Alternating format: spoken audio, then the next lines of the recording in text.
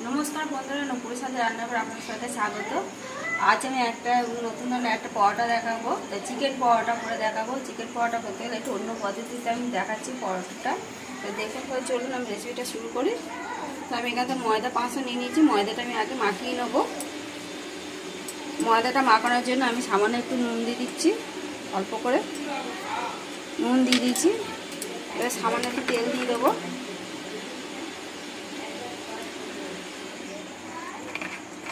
तेल दिए दिएছি सामान्य और এখানে আমি দুটো ডিম নিয়েছি। ডিম দুটো ফাটিয়ে দেবো আগে। এতে এখানে একটা ডিম দেওয়া হয়ে গেল, আর একটা ডিম দিয়ে দিচ্ছি। এখানে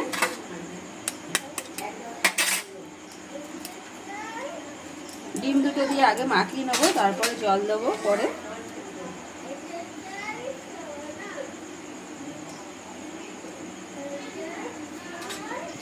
আমি ডিম দিয়ে ময়দাটা মাখিয়ে নিয়েছি ভালোভাবে। দেখুন এবার অল্প জল দিলে এটা হয়ে যাবে মাখানো। তো এখানে জল দিয়েছি, অল্প অল্প জল দিয়ে মেখে নেবো। যেরকম আটার ডো মাখানো হয় ঠিক ওরভাবেই মাখিয়ে নেবো ময়দাটা।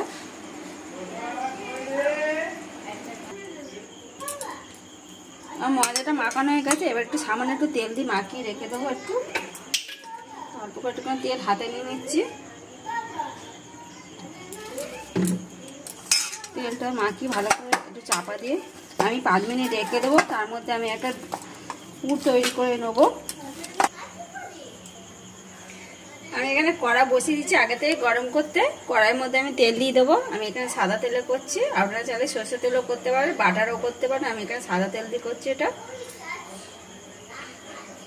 একদম অল্প তেল দেবো, বেশি দেবো না একদম। তেল আমার ভালোভাবে গরম হয়ে গেছে। এখানটা তেলের মধ্যে আমি এখানে পেঁয়াজ দিয়ে দেবো। পেঁয়াজটা ছোটো ছোটো করে একদম কুচি নিয়েছি। পেঁয়াজটা কুচানো পেঁয়াজ দিয়ে দিচ্ছি এখানে। পেঁয়াজ আর রসুন এখানে ছোটো ছোটো করে কেটে নিয়েছি একদম কুচি কুচি করে, সেটাও রসুনটা দিয়ে দিচ্ছি এখানে। পেঁয়াজ রসুনটাকে ভালো করে ভেজে নেবো। পেঁয়াজটা রসুনটা ভালোভাবে ভাজা হয়ে গেছে এখানটা আমার। তার পেঁয়াজ রসুনটা একদম লাল লাল হয়ে গেছে, আর পেঁয়াজটা একটু হালকা ভাজা হয়েছে। তো এবার এখানে আমি একটা টমেটো নিয়েছি কেটে, সেই টমেটোটাও দিয়ে দিচ্ছি। টমেটোটাও ছোটো ছোটো করে কেটে দিচ্ছি। আর এখানে আমি আদা রসুন আর পেঁয়াজের পেস্ট আছে সেটা দিয়ে দিচ্ছি। একটুখানি অল্প করে দেবো পেস্টটা। এখানে 3 রকম বাটা আছে। এখানে পেঁয়াজটা, রসুনটা আর আদা বাটা আছে। সব অল্প অল্প করে নিয়ে রেখেছি আমি এটা দিয়ে। আর এখানে আমি চিকেনটা, যে মুরগির মাংসটা, যে সলিডটা যেটা থাকে, সেই সলিডটা এই ছোটো ছোটো করে কুচিয়ে আমি বটিতে কুচিয়ে নিয়েছি। নিয়ে এটা দিয়ে দিচ্ছি ছোটো ছোটো কোচানোটা।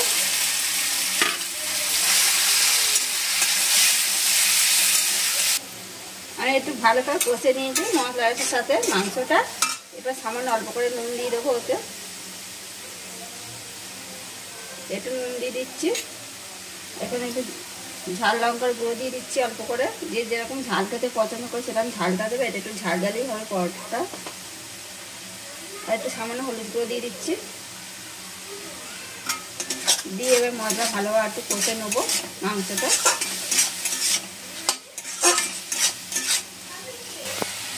এর মধ্যে চিকেন মশলা দিয়ে দিচ্ছি অল্প করে। এবার একটু সামান্য একটুখানি গরম মশলা গুঁড়ো দিয়ে দেবো। একদম হালকা মশলায় পুরটা তৈরি হয়ে যাচ্ছে।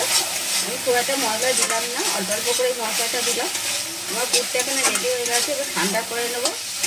আমি ময়দাটা ভালো করে মাখিয়ে নিয়েছিলাম, 5 মিনিট চাপা দিয়ে রেখেছিলাম। আর পুরটা নামিয়ে ঠান্ডা হয়ে গেছে। আমার পুরটা এখানে নামিয়ে নিয়েছি। এই যে পুরটা এখানে ঠান্ডা হয়ে গেছে ভালোভাবে আমার পুরটা। আর এখানে আমি ভালো করে ময়দাটা আবার মাখিয়ে নিয়েছি। নিয়ে লেচি কেটে নিয়েছি কটা। এবার আরও দুটো লেচি কেটে নেবো এখানে।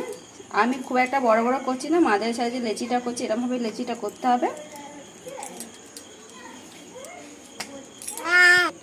ময়দা লেচি একটা নিয়ে নিয়েছি। আর এখানে আটা নিয়ে নিয়েছি অল্প করে।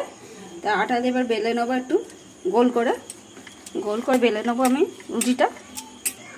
আমি গোল করে বেলে নিয়েছি, আর বড় সাইজ করে একটু বেলে নিয়েছি রুটিটা। তা এবারে যে পুরটা আমি তৈরি করে নিয়েছি, পুরটা ওপরে দিয়ে দিচ্ছি আগে।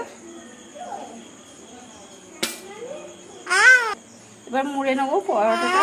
আমি এক পাশটা মুড়ে নিয়েছি, আবার এই পাশটাও মুড়ে নেবো ওরকম করে। এই যেরকম ভাবে মুড়ে নিয়েছি। তারপর এই সাইডটা মুড়ে নিচ্ছি।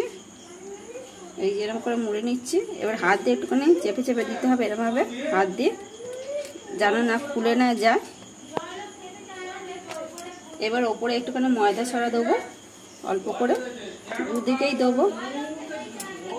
এবার বেলে নেবো, একটু সামান্য আস্তে করে বেলতে হবে যেন না ফেটে না যায়। এরকম করে আস্তে করে বেলে নিতে হবে। এটা খুব বড় হবে না, মাঝে ছোট্ট মতন হবে এটা। এই যে বেলে নিলাম এটা। আমি এরকম করে সবকটা তৈরি করে নেব। আমি আগে এখানে দুটো তৈরি করে নিয়েছি, তারপরে একটা বেলে আপনাদের দেখালাম কেমন করে করতে হবে তৈরিটা, তাই তৈরি করা দেখিয়ে দিচ্ছি। আবার দুটো করে নেবো আমি এরকমভাবে। চারটে আমি এখানে বেলে তৈরি করে নিয়েছি, রেডি করে নিয়েছি এখানটা।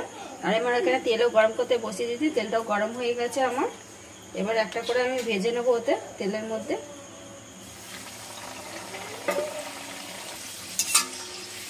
আমি ভেজে নিচ্ছি, যে এক পিট করে হচ্ছে, আবার এক পিট করে মুড়ে দিতে হবে আস্তে করে। এই যে লাল লাল হয়ে যাচ্ছে, এরকম লাল লাল হলে তারপর তুলতে হবে, নাহলে ভেতরটা কাঁচা থাকবে, যে রুটির যে গাটা একদম কাঁচা থাকবে। আস্তে আস্তে করে আমি সবকটা এরকম করে ভেজে নেবো।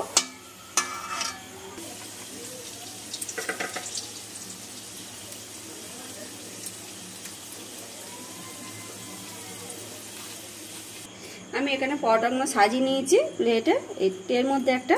আর এখানে আবার কাঁচা পেঁয়াজ দিয়ে দিচ্ছি, একটু কাঁচা পেঁয়াজ দিয়ে কামড়ে কামড়ে খেতে ভালোই লাগবে।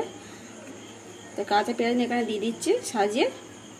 এই যে সাজিয়ে দিয়ে দিচ্ছি কাঁচা পেঁয়াজটা। আর একটা কেটে দেখাচ্ছি কত সুন্দর হয়েছে ভেতরটা।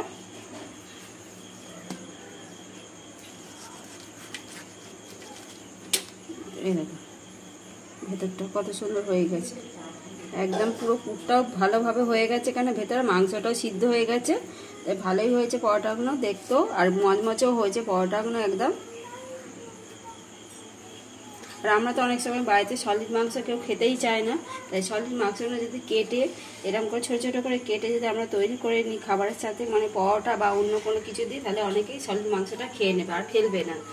তাই আমিও চেষ্টা করবো এই সলিড মাংস দিয়ে আপনাদের কাছে একটা নতুন নতুন খাবার তৈরি করে দেখানোর জন্য। যদি আমার নতুন এই পরোটাটা যদি ভালো লাগে অবশ্যই কমেন্ট করে জানাবেন, আর ভালো লাগলে লাইক শেয়ার করে দেবেন। আর এর নতুন নতুন রেসিপি পেতে আমাদের সাবস্ক্রাইব পাশে বেল আইকনটি প্রেস করে দেবেন। আবার নতুন রেসিপি নিয়ে পরের ভিডিওতে দেখা হবে।